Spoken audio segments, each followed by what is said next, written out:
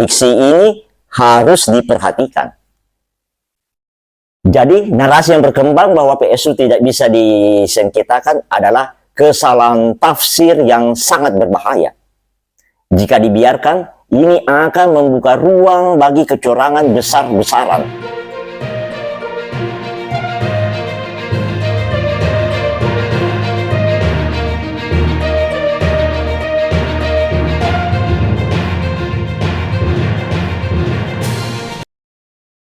Assalamualaikum warahmatullahi wabarakatuh.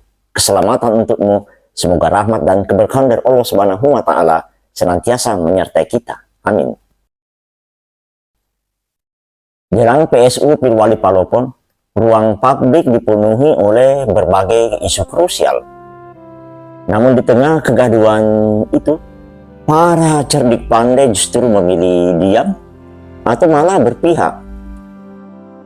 Jika mereka terus membisu, si Pandir akan tampil bagi ahli di segala bidang.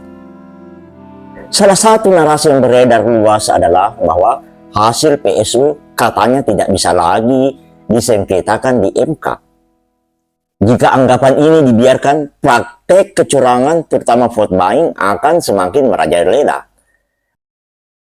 Bahkan redaktur Serbia TV memprediksikan bahwa PSU kali ini akan dibanjiri oleh transaksi politik uang.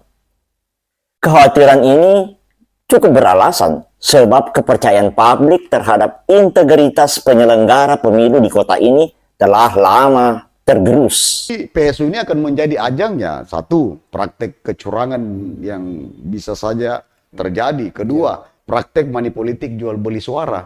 Dan masyarakat sebagai pemilih ini ya boleh kita bilang akan bertepuk tangan. Namun, apakah benar hasil PSU tidak bisa disengketakan?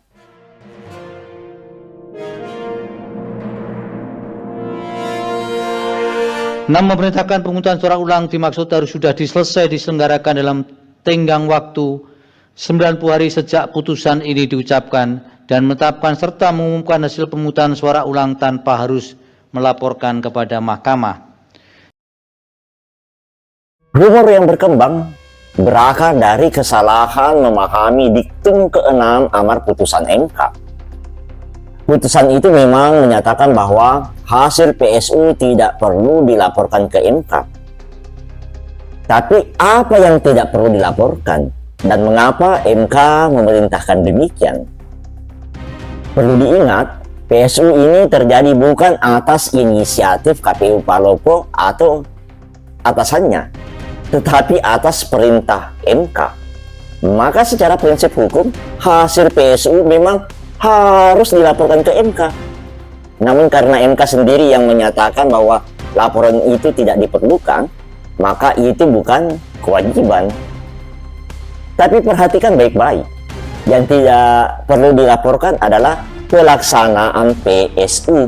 Bukan berarti proses PSU tidak bisa dipersoalkan lagi di MK bila terjadi pelanggaran serius.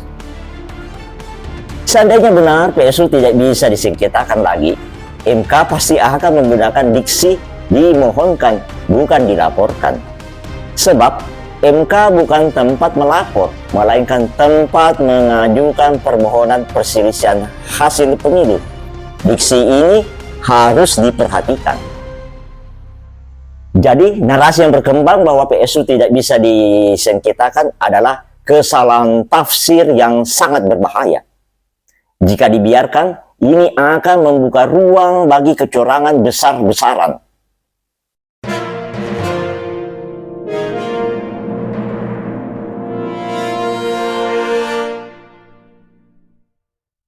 PSU ini terjadi karena KPU Palopo secara sadar meloloskan calon yang tidak memenuhi syarat pendidikan minimal SLTA. Bawaslu pun turut bertanggung jawab karena terlambat menangani dugaan pelanggaran administratif. Seperti dikatakan oleh Ibu Ratna Dewi Patalolo dalam sidang DKPP, Bawaslu berkesan membiarkan.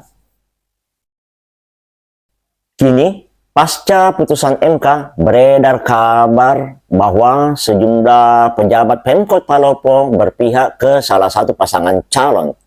Namun hingga saat ini Bawaslu belum juga menunjukkan sikap tegas terhadap isu tersebut. Pertanyaannya, mengapa Bawaslu diam? Apakah mereka takut, tidak peduli, atau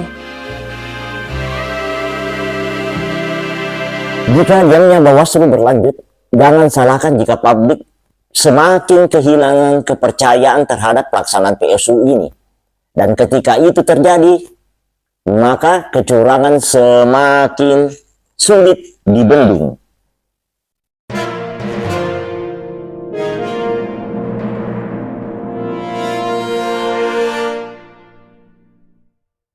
Keadaan saat ini menunjukkan bahwa PSU berpotensi mengalami masalah yang sama seperti pilkada sebelumnya. Jika penyelenggara pemilu masih mengulang kesalahan yang sama, maka PSU jilid 2 bisa saja terjadi.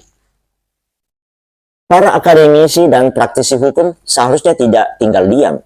Jika mereka terus membisu, maka yang menguasai wacana publik adalah mereka yang tidak memahami hukum, atau lebih buruk lagi, mereka yang punya kepentingan politik.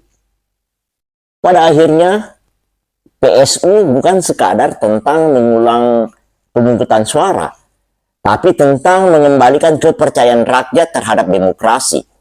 Jika penyelenggara pemilu masih bermain-main dengan aturan, maka PSU ini hanya menjadi panggung baru bagi para pemain lama dalam pertunjukan yang sama. Demokrasi yang dipermainkan.